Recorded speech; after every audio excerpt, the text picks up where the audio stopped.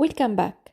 In almost every field of medicine, we rely on objective biomarkers to guide our treatment.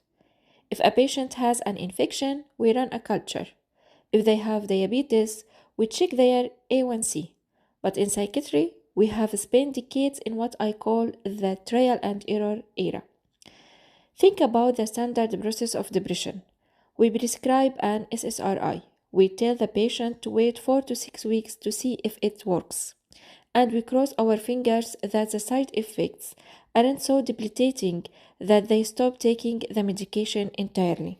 Statistics show that only about 1/3 of patients with major depressive disorder achieve full remission with their very first antidepressant. This leads to months, sometimes years, of switching meds, adjusting doses, and mounting frustration for both the clinician and the patient. But what if the answer wasn't in the diagnosis, but in the patient's DNA? Today, we are diving deep into psychiatry pharmacogenomics. We are going to move past the hype and look at the hard science, the CYP450 system, and specifically how to use CPIC guidelines to move from one-size-fits-all to precision psychiatry. Let's get started. But before that, if you are a pharmacist or a medical student looking to master these clinical implementations, make sure to hit subscribe. This video is actually part 5 of Pharmacogenomics Masterclass, and you won't want to miss the deep dives coming up on oncology and cardiology. So, understanding antidepressants can be overwhelming due to the sheer number of options available. While these medications all aim to treat depression and related conditions, they work through vastly different chemical pathways. So, first arc number 1 focuses on two of the earliest classes of antidepressants developed, monoamine oxidase inhibitors and tricyclic antidepressants. So, for monoamine oxidase inhibitors, you can look at the gray enzyme illustration. These drugs work inside the neuron. They block the monoamine oxidase enzyme, which is responsible for breaking down neurotransmitters like serotonin and norepinephrine. By blocking the breakdown crew, more of these mood-regulating chemicals remain available. Just below them, there are tricyclic antidepressants, which are primarily block the reabsorption of serotonin and norepinephrine back into the neuron. Within TCAs, we further classify them based on that chemical structure, secondary amines like nortriptyline and tertiary amines such as amitriptyline and imipramine. Moving to the blue arch number 2, we find the most commonly prescribed class, selective serotonin reuptake inhibitors or SSRIs. If you look at the synapse illustration, typically neurotransmitters are released and then much is absorbed back into the sending neurons. The process called reuptake. SSRIs block only the serotonin reuptake channel. This increases the concentration of serotonin active in the synapse, which improves mood signaling between neurons. Because they are selective, they often cause fewer side effects than TCAs. This widely used group include citalopram, escitalopram, fluoxetine, paroxetine, and sertraline. The third arch in green represents serotonin norepinephrine reuptake inhibitors, or SNRIs. While SSRIs are selective to serotonin, SNRIs offer dual action. Look at the synapse illustration here. The green arrows demonstrate that these drugs block the reuptake channel for both serotonin and norepinephrine. By targeting two key neurotransmitters, SNRIs are a powerful tool, especially when pain symptoms are present alongside depression. The most famous drug here is duloxetine. Finally, the fourth arch covers atypical agents that don't fit neatly into the previous definitions. First, we have serotonin modulators like vilazodone. Below that, we have bupropion, which acts primarily on norepinephrine and dopamine, not serotonin. Then we have mirazepine, which works on specific receptors to boost both serotonin and norepinephrine signals indirectly. So let's zoom into tricyclic antidepressants. TCAs have been a cornerstone of psychiatric treatment for decades. However, they possess a complex pharmacological profile, and understanding their clearance is key to patient safety and treatment efficacy. This diagram immediately divides TCAs into two primary categories based on their chemical structure, which dictates how the liver handles them. On the left in blue, we have the tertiary amines. This includes widely used drugs like amitriptyline, imipramine, and clomipramine. On the right in green are the secondary amines like nortriptyline. Crucial to note that tertiary TCAs are frequently metabolized into secondary TCAs, which are also active drugs. Let's look at the metabolic pathways to see how.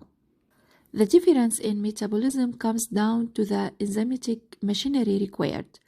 Looking at the tertiary amines on the left, their hepatic clearance involves a cocktail of cytochrome P450 enzymes, like CYP1A2, 2D6, 2C19, and 3A4.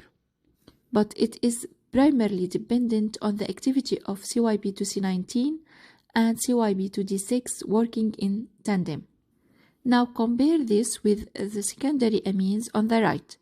These drugs are metabolized primarily by CYP2D6, and this is why secondary TCAs are often preferred when enzyme interactions or genetic variants in CYP2C19 are concerned. To see these enzymes in action, let's trace the metabolism using amitriptyline as our specific model compound. Located here at the top, it can take two major pathways. The first and most critical step is in demethylation. Through this reaction, catalyzed especially by CYP2C19 and CYP2D6, amitriptyline, the tertiary amine, is converted into nortriptyline, the secondary amine. This conversion is significant because nortriptyline is a potent and active antidepressant in its own right. Parallel to this conversion, a second metabolic pathway occurs: hydroxylation. Amitriptyline can be hydroxylated by several listed enzymes to form its major metabolite, 10-OH amitriptyline. Now, this is where it gets crucial. Look back at the nortriptyline that was formed earlier. Because it's now a specialized secondary amine, it must go through its own step for final clearance. Trace the arrow leading from nortriptyline. This subsequent hydroxylation is highly specific and depends almost entirely on the activity of the CYP2D6 primary enzyme. This final step generates 10-OH nortriptyline, allowing the drug to be eliminated from the body.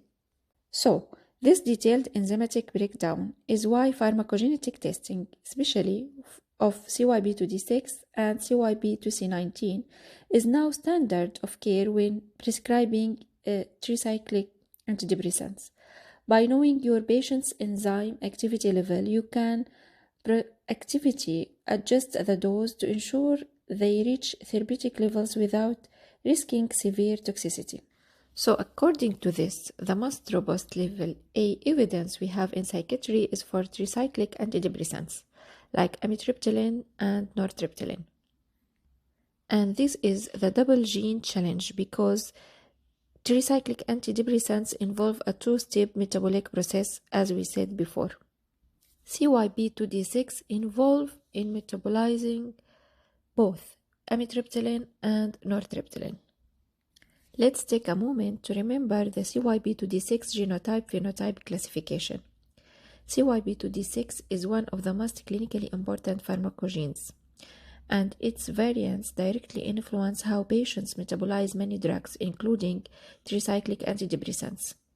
Here are the 5 recognized phenotypes: poor metabolizers, PM, activity score 0, little to no enzyme activity; intermediate metabolizers, activity score between 0.25 till 1, reduced activity. Normal metabolizers, activity score between 1.25 to 2.25, standard enzyme function.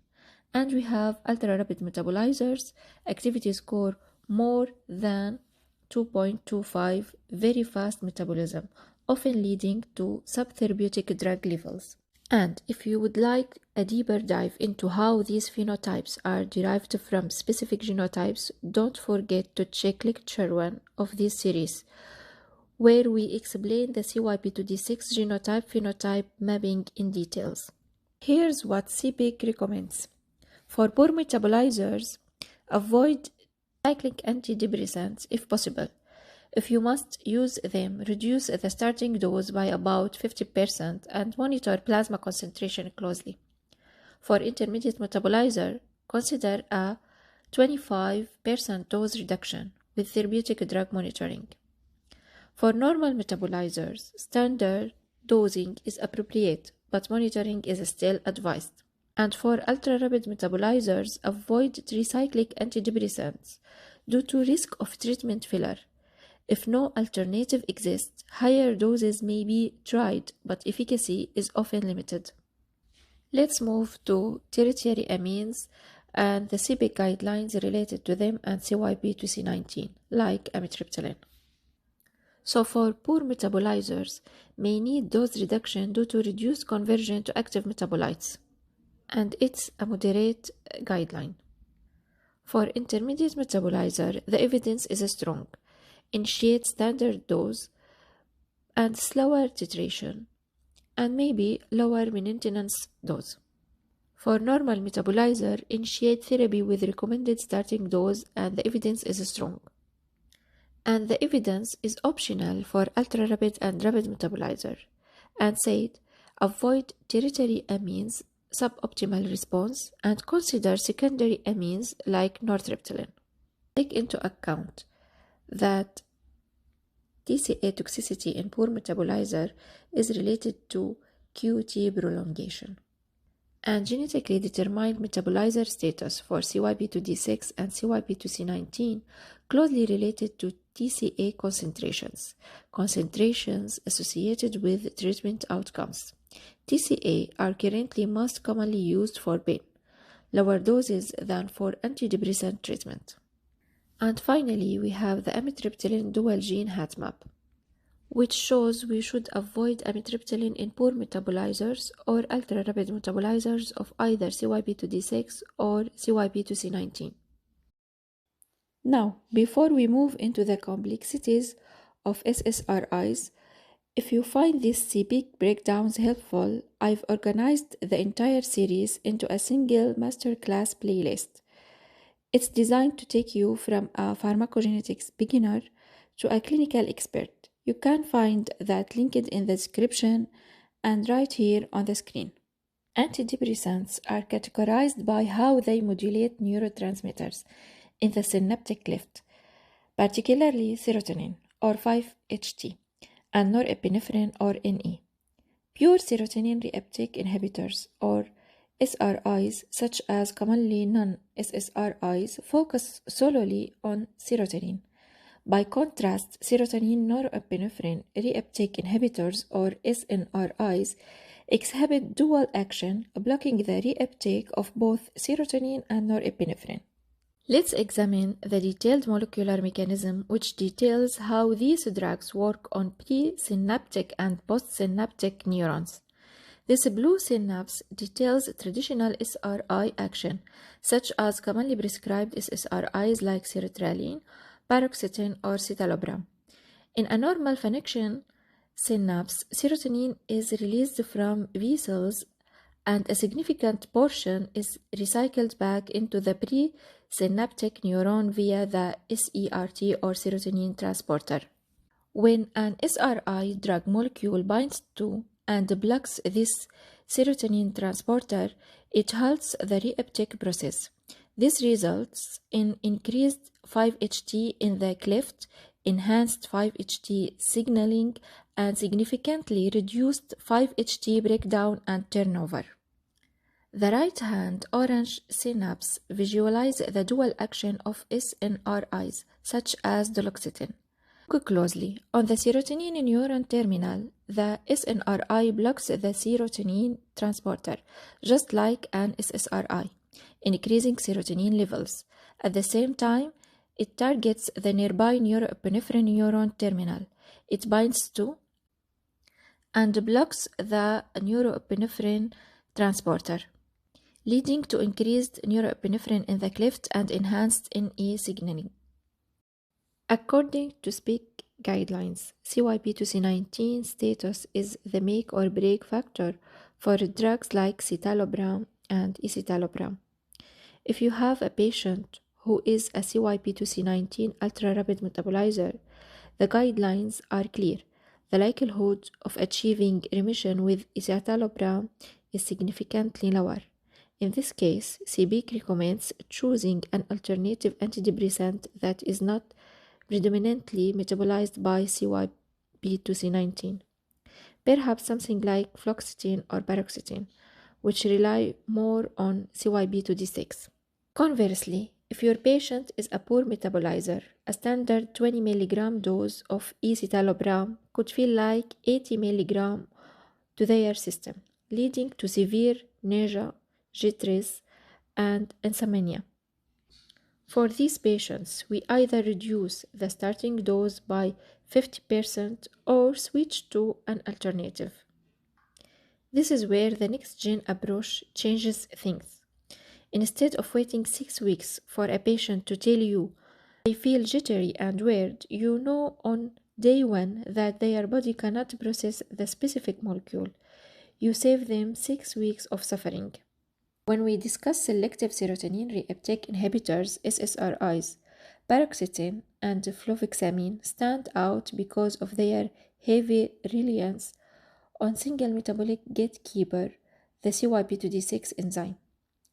Unlike other SSRIs that may use multiple pathways, these two are high sensitive to a patient's 2D6 genetic profile.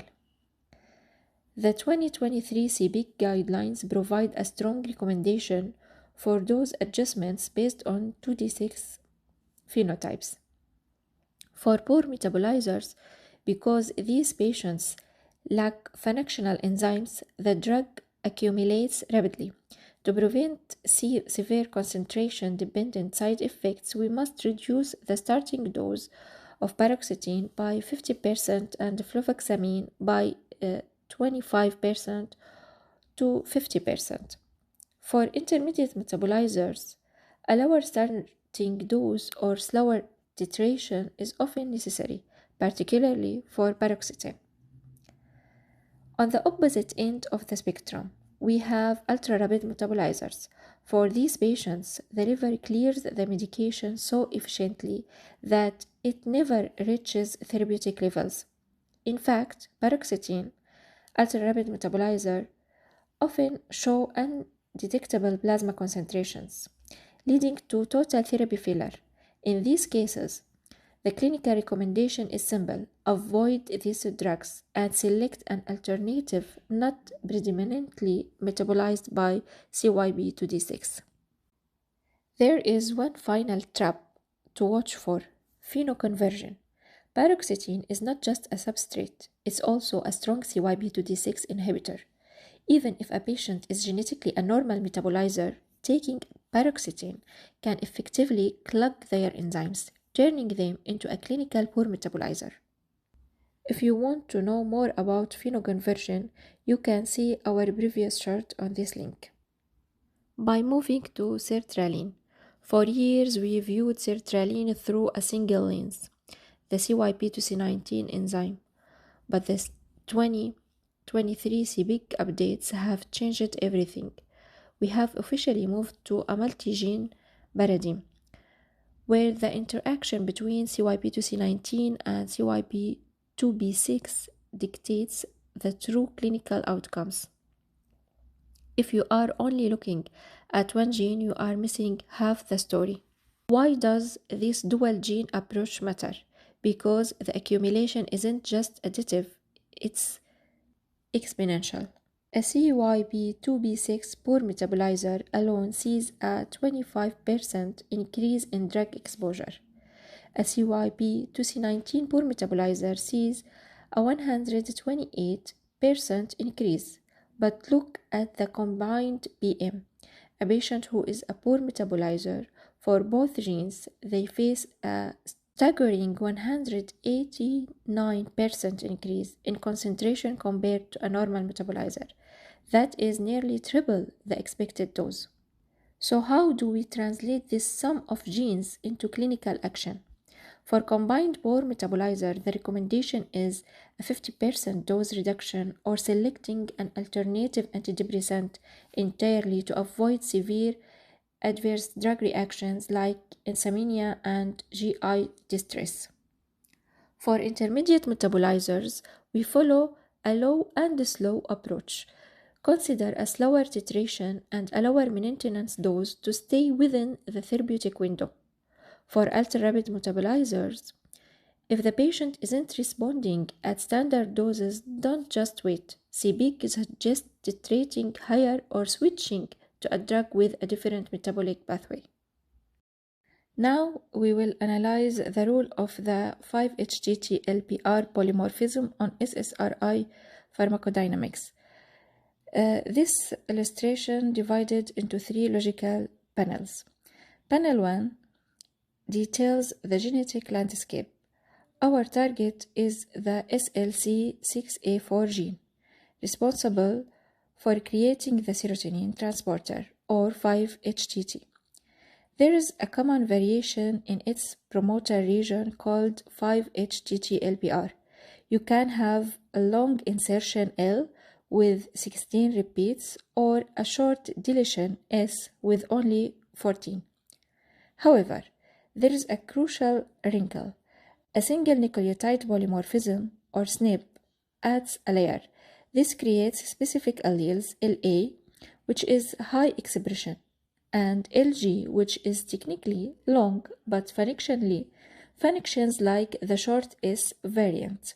This definition is critical. Moving to panel 2, we map these genotypes to functional expression levels. This dictates how many transporter proteins you ultimately produce. We categorize this into functional groups. The highest expression group is functional LL, meaning LA-LA.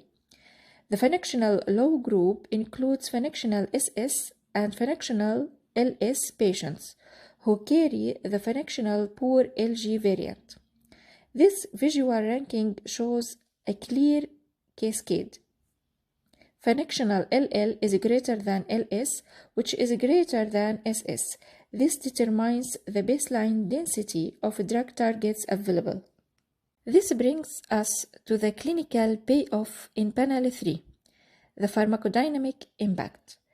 Crucially, SSRIs work by selectively inhibiting the serotonin transporter, preventing the reuptake or recycling process to keep mood-enhancing serotonin active in the synapse. Because of this mechanism, baseline transporter density matters. Look at the high expression synapse on the left. These patients have a dense baseline of serotonin transporters. Since SSRIs target this, the drug have ample targets to bind to. This facilitates a faster reuptake block, achieving optimal serotonin levels in the synaptic cleft, correlating directly to better response and potentially faster onset of action. Now, look at the functional low expression synapse on the right. These patients have sparse baseline transporters. SSRIs have limited targets. The reuptake block is slower and less effective, resulting in only moderate serotonin cleft levels, which is associated with a poorer response and potentially increased side effects, such as GI issues. In summary, 5-HTT-LPR tells us the baseline targets density matters. Functional high targets lead to optimal efficacy. Limited baseline targets limit antidepressant success. Understanding this polymorphism moves us towards personalized psychiatry and better outcomes. taking into account there's no recommendation from CPIC according to these polymorphisms yet. The one-size-fits-all era is over. My goal with the NextGen Pharmacist channel is to give you the tools to lead this transition. Subscribe to join the masterclass and let's build the future of precision medicine together. Thank you for watching.